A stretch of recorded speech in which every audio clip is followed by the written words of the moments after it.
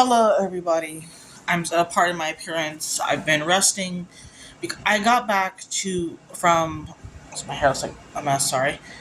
I got back from Austin. Yes, this past morning, and I was not supposed to get back as late as I did, and I'm really pissed off about it because my trip up there and back was ridiculous. I truthfully think that Greyhound does need to get their stuff together, and I need to talk about it because I have a lot of things I have to say, and whether I get, I probably will get in trouble if I say something, but if I do from the court, but I really don't give a shit no more. So on the way up there, so as you can imagine, I went up by Greyhound, and the reason why I go up by Greyhound or go up on my own most of the time is because I don't wait for anybody. I have learned to not rely on anybody. You know, my hair was a mess. I'm sorry. It's all so I can fix it. Like, it's some gel or something. I'm starting to grow a cowlick or something. Well, anyway, I decided I was going to go to Austin. It was a plan. My mom was going to go. My little brother, Mark, my stepdad. We all were going to go and we're going to stay together. Unfortunately, my mom and my little brother, Maurice, could not go because they couldn't find a ride and Greyhound was too expensive. The only reason why I went on Greyhound was because I had a free ticket as a rewards member, and I did not really think that anything was going to come of it. It seemed like a standard ride, from Corpus to Austin. I transfer one to San Antonio. I've done this trip a million times. And I have. And I've gone up to Dallas. I've traveled across the country via Greyhound. I've gone to Nebraska. I've gone to Louisiana. I'm going to New Mexico next month. So this is nothing new to me. I've traveled Greyhound everywhere. I've even flown places, but I've learned not to rely on people, and I've learned to rely on, even more recently, I feel like our court is not going in the direction it should be. Like, we used to help each other. We used to, if one of us needed a ride, we'd either ride with each other, whether it's out of town, in town. I understand that gas and all that's expensive, but I would frankly rather give gas money or put a share towards gas than have to spend money on a Greyhound and spend, more time on the road. This trip was interesting because I actually packed a lot lighter than I normally do. I have a smaller suitcase and I packed it all up. I packed only what I needed: my makeup, my hair, snacks, etc. Change of clothes, regular clothes for the daytime. But I am a little disappointed that in Greyhound service, and it made me feel like, besides Greyhound service, going up there, we had an issue after we left San Antonio. In San Antonio, I had Mita Bell with me, and she is my psychiatric service dog, and she has a vest, and she has her card, and she behaves pretty well on the bus. She had no issues on the bus going up or back. In San Antonio, they did give me a hard time because her leash says emotional support, but I mean, are you really gonna be that? Like, I had her card, I had her proof. It's like, I don't know what else they wanted from me at that point. And it wasn't like she was barking or causing trouble. She pretty much sat and lay down at the Greyhound Station and on the bus the whole time. She is still skittish with certain people. She is a rescue and she's still in training. So it's like, she's not gonna act perfect all the time, but she behaved for the most part. Yeah, I mean, she didn't have any accidents on the bus. She really, behaved. I thought she behaved fairly well, and she's resting right now in her kennel, which I don't blame her because I'm exhausted still too. I know it's 3:00 in the morning, but I pretty much slept from 10 a.m. to 11 p.m. with a bathroom break at some point when I woke up a couple times to go to the bathroom, and I didn't eat anything until about 11 p.m. because I was more tired than hungry, and I literally passed out, and coordination is tired enough without the extra time I had at the Greyhound Station, which we're gonna get to in a second. So on the way up to Austin, our bus broke down. So what happened was, my Greyhound, the belt or something on the engine popped off, and we were stuck on the side of the highway for 2 hours. It was hot. It was, we were all sweating. Random good Samaritans were coming by giving us water and ice pops, and it was really sad that the bus driver, all he didn't do anything, and Greyhound didn't do anything. Like, literally, we sat there for 2 hours waiting for another bus to come by. Another bus came by, like the one that was a little bit later, like at 12:45 or 12:50, 30 minutes later. But that bus was full. So we ended up, only three people could get on the bus. So none of us could, basically, I mean, they have those smaller shuttles that they could have, our bus wasn't full. So the one that we were on, and they have shuttles, and they could have brought us water or something, but they didn't. And that was when we finally got on the road. I did not get into Austin until almost 6, and by the time I got there, I was literally hauling ass, unpacking my stuff, trying to do my face in 20 minutes. It was insane. Luckily, the show didn't start on time, which is one of the rare times where I'm like, where we're on drag time, where it's, I don't care if we're on drag time, because I was not ready. But more often than not, I am on time. I don't run on drag time. But I know for New Mexico, I'm going to have a lot more time to get ready. And I have a lot more, like, I was scheduled to get into Austin at 2-ish, give or take. I did not get in until almost 6. And the bus was running behind. It's because of that. And I was a little irritated because I felt like, it's one of those things that happens on the bus. It happens on Amtrak too. Sometimes the buses run on time, sometimes they don't, but at least I had 4 hours of give time. If I had gone when I was supposed to, I would have been scheduled.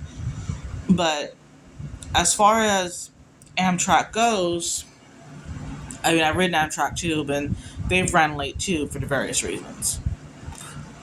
But so when I go to take the Greyhound to New Mexico, there is a chance that I'll experience delays too. It's just part of the Greyhound. But at least I have a lot more time to get to New Mexico, because I'm leaving Thursday morning. I'm scheduled to get there Friday morning. So it's about a full day bus ride. That is a long ass trip, and I've done it before. I've gone on a 30-hour bus ride. This one's only like 22, 23. But it's still a day's bus ride, and that's if you are where you're supposed to be when you need to be. And I don't know if I'm taking Mita Bell yet. I want to take her, but I also know it's a long trip, and I know that she doesn't want to eat or drink when we're on the road for whatever reason, and that's something that's concerning to me. But I think she once we got to the hotel room, she did eat, she did drink water, she did when we got to the hotel, she did do her business. But I think I want her to be with me, but if I feel like she can't, or I don't feel it, also it's a long trip, I don't feel like and I also don't want to have any trouble. I think she's a good dog. When we stayed in the hotel room, she slept on the bed with me. Spoiled rotten, but she's a sweet little baby. As you can see, she's sleeping. Anyways, that being said, after I got in, I tried asking for a ride to get, like, from Greyhound. Originally, I was scheduled to get in at 2, but I found out that the Greyhound Station had moved. Before, the Greyhound Station was right behind the Host Hotel in Austin, but they moved it for whatever reason, and it's not in a good area. It's like 15 minutes away. I tried asking for rides to be picked up at 2, but it ended up not happening because of the delay. I had to take a Lyft. I do my best to find a ride first before I call Lyft or Uber, because that costs more money. The less money I have to spend on a trip, the better. But I wasn't able to get a ride, so I took a Lyft, and I don't a lot of the times coordinations seem to fall between checks, like literally right before I'm about to get paid. Like Austin was this weekend. I had some money. I didn't have a lot. I just got paid now, so it's like I literally got back and I got paid. So that being said, I went and I did my show Friday. Saturday, I was part of the production number. I did the I followed all the protocols I'm supposed to at the ball. Queen Mother was not in attendance, but I still there were a lot of things that we I was part of the production number. I did what I was supposed to do, and I don't think coronation is a bad thing. I think it's fun. It's great. It was just the trip going up there and back that I was having an issue with, and also I don't want to sound negative, but I feel like when I asked for help, nobody cared. It was like, this is why I don't rely on people at all. I don't expect it. I ask, and that's literally what I do. I ask, and if they can't, they can't. I can't force people to do things they don't want to do. Just like with my dog, I can't make her go to the bathroom if she doesn't need to go. Or I can't force her to eat. But I was a bit disappointed in some of my court people because when I was standing out in the heat for 2 hours, nobody contacted me, asked me if I was okay. I posted live, I made posts, and I even asked them to come get me. I mean, I'm alongside the highway. I got there eventually, but that's not the point. The point is, where were y'all when I needed y'all? I try to go to so many freaking events. Mainly in our court, mainly that I have an issue with.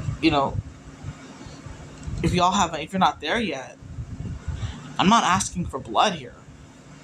I literally was strapped on the side of the road in 100-degree heat, and nobody cared.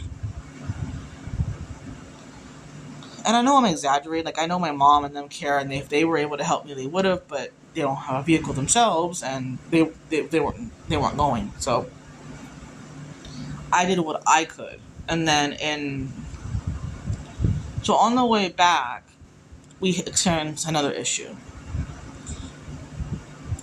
So my bus was running late. Like we were supposed to leave. I was supposed to leave Austin at 5, catch my connecting bus in San Antonio at 7:20, and get home in Corpus at 9:30. That did not happen. The bus that I took we did not leave Austin until about 6:30, 6:40, something like that. And I didn't, I got there on my own. Nobody helped me. I tried reaching out for a ride. No one could take me. I tried even trying to find a ride back to Corpus from Austin, because the weather was bad down here while we were gone. It was pouring down rain, and I would have loved to get home sooner than later. So I left Austin and I got to San Antonio, and I missed my connection. And that's not my fault. Greyhound ran 2 hours behind schedule, so that put me behind schedule. So they put me on the next bus So when I got to San Antonio and it was 8:20 and my 7:20 bus had already was gone, I literally was like, well, I did know, like, I knew for a fact that there was no more buses after that. I looked it up. There wasn't a 9 o'clock or 10 o'clock bus. My next bus wouldn't be till 5:45 in the morning.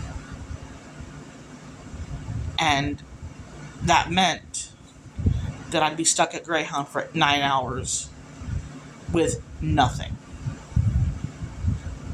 And I had a few snacks still from the trip, but we were already low. Like, I didn't have any more food for Meetabelle. I had some waters for her. I had some treats for her, but that was pretty much it. And I had a couple of drinks, but I didn't really have much left as far as snacks go. I literally was out of everything because it was already the end of the weekend. I was already on my way almost home. In San Antonio, we're almost home. We're just one more bus and boom, we're already there. but we missed our connection and we were stuck there. And the cafe was closed. They closed at 6 and it was 8:20 and we had nowhere to go. Like there was nothing around this area to go eat. I mean, yeah, I probably like where am I going to leave my luggage? I had nowhere to leave my luggage. I literally had no like I yeah, I probably could have found a way to leave my luggage somewhere. I think there's like storage, but that would have been charged for that. But what I'm trying to say is I didn't have a lot of extra money to do that. So I was like, I'm just gonna have to sit here and wait and see if anybody. I did make a post. I made posts about it, and I said, and there was nobody that could come get me in like no one coming from Austin to Corpus, or even from San Antonio to Corpus that could come pick me up. And it was. I understand I had the dog with me too, but I actually packed fairly light this trip, and I felt even if you had squeezed us in there, we would have been fine. But we sat there for 9 hours. We got on our bus and we got home at 9 a.m. I was up all night. I couldn't sleep. We were sitting there, and all we just waited our turn. It was a little disappointing that I basically was stranded and nobody came, and it makes me feel like the things I do for the Corps, the things I do to help, and when I ask for help, nobody helps me. This is why I don't like to ask for help, because I feel like people just don't care. I could be that way. I could be like, you know what, I'm not gonna care no more. But it's just not in my nature to be that way. I just wish that people would be more understanding of it, because I can't make people do anything, obviously. We were stranded, we had no food, besides a couple of snacks, and there was nothing else I could do. The Greyhound couldn't do nothing. It was like they didn't give me a hotel room.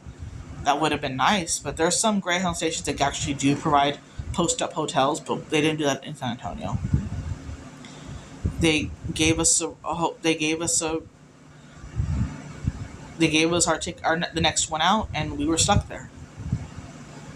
And I, got home on my own. I called a Lyft when I got home, and we got home. I took a shower, took her out, fed her, gave her water, fed the kitties, which I've had. Unfortunately, I can't keep them anymore because they destroyed my blind, and I have to pay for a new blind. But it is what it is. It's making me reconsider. Like I stayed in the court, and there's a possibility after New Mexico that I may take a break from the court anyways. I'm still going to do shows. I'm still going to do events if asked to. But if I don't feel appreciated or wanted, why am I going to stay? It's not good for my mental health. It's not conducive for me at all. And that's just not fair to me. Maybe I'm just in a mood. I took my antidepressant, so it's not that. But I did feel a little bit depressed because does anybody really care? I care about people more than I should. I actually considered leaving the court, but at this point, I'm probably just gonna, after New Mexico, after this month's events that I've already said I was gonna be a part of, and I'm gonna finish out the month and go to New Mexico in mid-September, and after that, I'm gonna focus on my pageants. And if the court really needs me, then they'll call me. But if they don't, y'all act like, if you think I'm expendable, go find someone else who'll put up with it. Because I'm not. They always say everyone's replaceable. Abby Lamar always says everyone's replaceable, but are they? Because not everybody will put up with things. You can only take so much. So I'm gonna go and probably lay down a bit more before I have to get up later. I'm still mentally and physically tired from everything. And there's some things that have been told to me that were not negative. In fact, the person who told me this, was right. That I don't perform to the level I do when I compete. And you know what, though? The thing is, they're not wrong. And it's not because I can't do it or anything. It's more like I don't feel supported where I'm from. I feel like I give my best in that situation. I feel like I do everything I can, but, you know, I ended up, working my way up through frat, working, trying to be seen as much as I can. But am I burning myself out doing so?